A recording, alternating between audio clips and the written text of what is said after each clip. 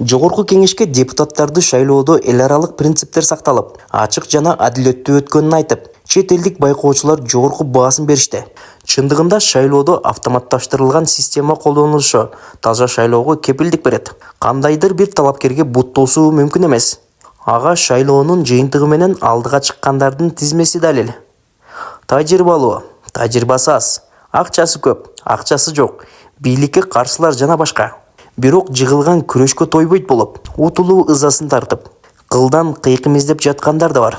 Мына ошондойлордун катарын толуктаган Чыңгыз Капаров тууралуу сөз кылабыз. Ал ким жана шайлоодо канча добуш алды, тажрыйбасы кандай, эмне менен таанымал? Алдыда кенен токтолобуз. Чыңгыз Капаров депутаттыкка өзү туулган Нарындан аттанып, 297 добуш топтогон. Бул ошол округдагы шайлоочулардын 0,62 гана пайызын түзөт. Жердештери колдобой койгон Чыңгыз Капаров уялдыбы же ардандыбы күнөөнү башкаларга оодаруу аракетинде кайрылуу жасады. Мага мессенджерге, WhatsApp'ка улуу кишилер балдарым менен үй бүлө менен баратам деп салышты. Анан кээ бир айылдардан 30, 40, 20 голос үй бүлө менен баратам деп аксакалдуу кишилер айтып аткан. Мага чалып үй бүлөбүз менен шайладык деп айтты деген Чыңгыз Капаровдун ишенчектигиби же арамзаланып жатканыбы?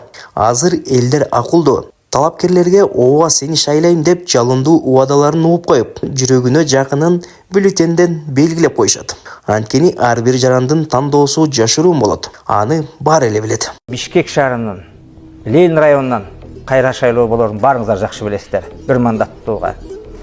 Мен Чыңгыз Капаров ошол шайлоого жогорку кеңешке талапкер болуп баратам.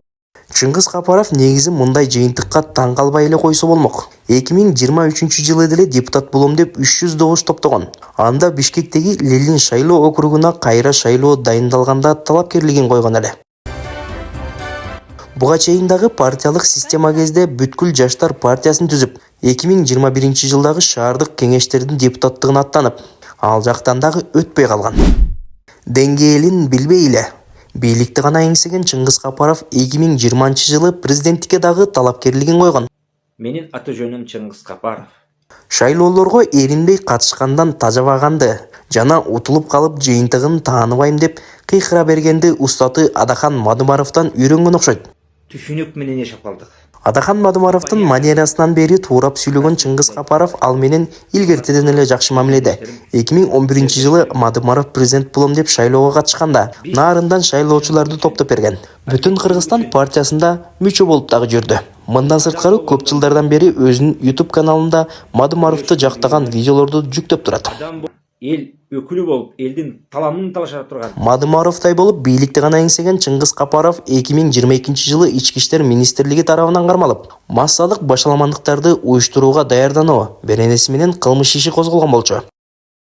Камакта отурган Чыңгыз Капаров абактан эптеп эле бошолуу амалын көрүп, бул үчүн өзүнүн актерлук чеберин көрсөтүп, калп эле эс үчүн жоготмуш болуп роль ойногон эле. Вызовите скорую, пожалуйста. Чыңгыз Капаров 2 ай абакка камалган соң үй камагына чыккан болчу. Бийликти жамандап, башаламандык уюштуруу аракетин мурда эле көрүп келген. 2010-жылы жогорку кеңештин депутаты Курманбек Осмоновдун жардамчысы болуп турган кезде бийликти басып алуу үчүн Нарындан элди топтоп барууга жооптуу болгону да коомдо айтылган. Бул жолку шайлоодогу утулуусу нарындыктардын Капаровго болгон ишениминин төмөндүгү гана эмес, аларды бийликке жетиш үчүн курал кылып келгендигине жооп болушу мүмкүн. Каргамбек байке, салам алейкум.